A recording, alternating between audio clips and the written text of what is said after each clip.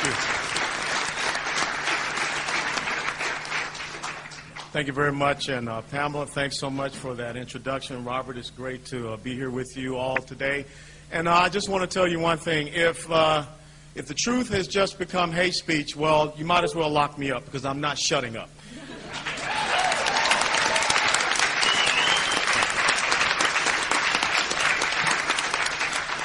One of the key conservative principles is national security. And the fact that we are here and we're now talking about this issue, this is one of the things that the American people look to conservative, principled leadership to do, which is to protect them. And if we do not stand up in this great convention that we're having here right now and profess who we are and that we understand this situation, this issue, the American people will turn away from us. You have to hold the conservative leaders that you see here this weekend accountable to do the things to protect you. Now, let me explain some things. I've been sitting back here listening. I'm sick and tired of people saying war on terror. There's no such thing as war on terror. In World War II, how smart would it have been if the United States of America said that they were at war with the Blitzkrieg or if they were at war with the kamikaze? A nation does not go to war against a tactic. Just the same way. When you sit around and you see our strategic level leaders here in Washington, D.C., go on all the Sunday pundit shows, and they talk about how great it is that we're directing drone attacks. If you think back to what happened in Vietnam, when LBJ was doing bombing approval right here out of the White House, that's not what a strategic level thinker is supposed to be doing. That's not strategic perspective. A nation goes to war against an ideology. And that's what we've been talking about here today. We've been talking about the fact that we are against something that is a totalitarian, theocratic, political ideology, and it is called Islam.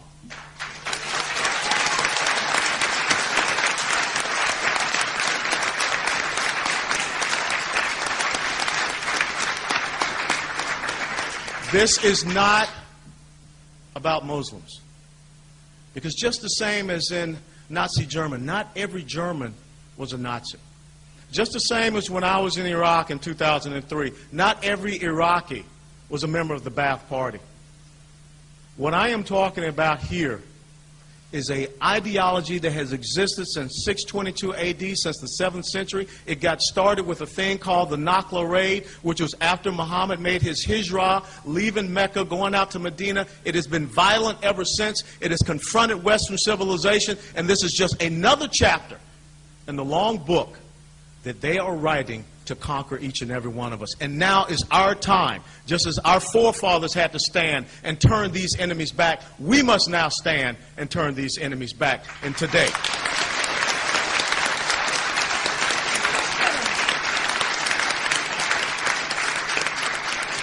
you have heard Stephen talk about abrogation. You need to understand things such as the Treaty of Hudaybiyah, where they will sit and they will deceive you by holding off so that they can become strong, which is how, back at about 627, 628, that is how Muhammad was able to then go in and overtake Mecca. The exact same thing that is happening right now. You need to understand the traditions of Muhammad. When he wrote letters to Khosroes, the Persian emperor, when he wrote letters to Heraclius, the Byzantine emperor, that said, you have three choices. You convert, you subjugate, or we're coming to get you. Well, guess what? Back in about 1992, Osama bin Laden did the exact same thing. He sent a letter to the United States of America. Later on, in about 2005 or 2006, Mahmoud Ahmadinejad did the exact same thing. He sent a letter to the American people and to President Bush. We are already in a declared war, and if we do not have the type of leadership that can understand that can study this enemy, this adversary, we're on the road to perdition right now in this great country. We need to understand, as everyone here has stood and told you, Sharia law is incompatible with who we are in Western civilization, and definitely who we are and stand for in the United States of America. It is not about freedom. It is not about liberty. It is not about protecting human rights or women's rights. It is about what Islam says. The word means submission. And I don't know about you all here. I'm not living as a dhimmi. I'm not living and subject to any other type of ideology except for that which is written in the Constitution of these great United States of America.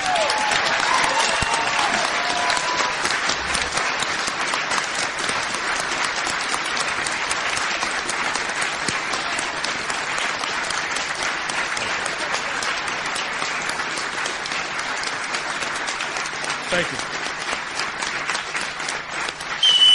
you. We must understand that we have to regain the initiative in this fight.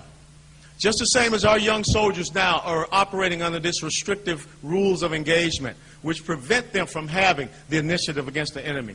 You just saw in Marja and Helmand Province where the Taliban would come out and drop their weapons and walk out and taunt our soldiers and go away to fight again.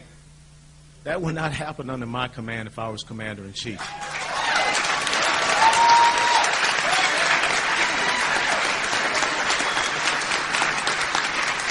And just the same, we need to develop the right type of strategic level rule of engagement, because our constitutional rights should not be afforded to illegal enemy combatants as stated in the Geneva Convention.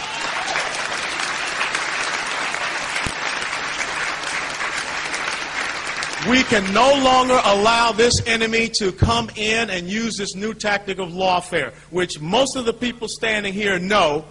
That is how they continue to try to get you to shut up.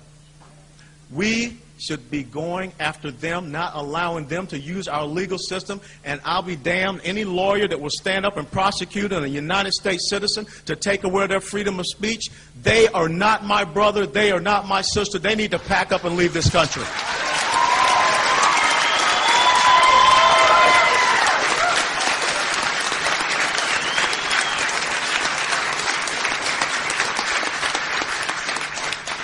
If we continue on in this political correct multiculturalism atmosphere that's on steroids, we are paralyzing ourselves from taking the right and proper actions. We see what is happening in Sudan. We see what is happening in Austria. We know about Geert Wilders in the Netherlands. We know what's happening in Denmark. Trend analysis is what we called it. There's nothing wrong with it. And for those of y'all here that are in the media, stop calling it profiling. It's about identifying the enemy and what they're doing and going after them. When I was a commander in Iraq, I knew that young men on dirt bikes were coming out of the groves to lay out IEDs and attack us. I was not going to chase women in burqas in the middle of the night in their houses. It's trend analysis. Stop being politically correct. Stop allowing them to come into our country.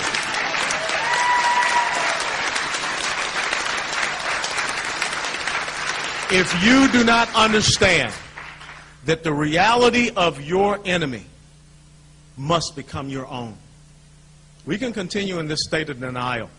When I read the Fort Hood attack based upon what Major Hassan did, I was absolutely appalled. When I stood there and watched the Sunday show, when General Casey, Chief of Staff of the Army, said he was more so concerned about diversity being a casualty than the loss of the 13 soldiers at Fort Hood, Texas, we have problems in the leadership in these United States of America.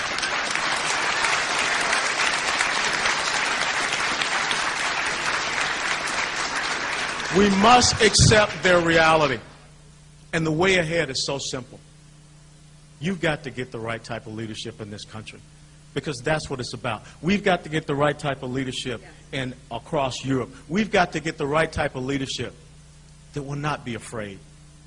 Members of the media, stop attacking Jews and Christians.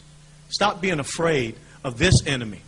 Show the same type of vehemence that you want against your fellow Americans, against them. Because let me tell you something. 30 to 40 years from now, if they're successful and they have control of this country, there will be no free media. There will be no free speech. There will be no freedom of expression. And guess what? You will have been complicit in this because you are too much of a coward to take a stand.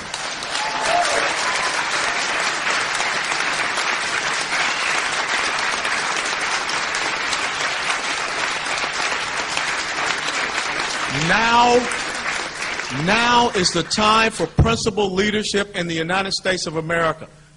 Because as the quote that Elizabeth has taken from me, when tolerance becomes a one-way street, it leads to cultural suicide. When I am able to fly to Saudi Arabia with my Bible in hand, with my cross around my neck, to go to Mecca and go to a church, then guess what? We're good to go. But until that point, we have to understand the objectives and the goals that Islam has set forward. We have to be proud of who we are. We cannot have leadership that will go stand before the Turkish General Assembly and say that America is not a Judeo-Christian nation. We cannot have a leadership that goes and stands in front of a university in Cairo, Egypt, and apologizes for the United States of America. That is not about what American pride is. We cannot have leadership that is asked, how do you define victory? And they cannot. Well, let me tell you, this is how I define victory. It's just the same as Ronald Reagan did when he was asked about communism. We win, they lose. God bless you all. Thank you.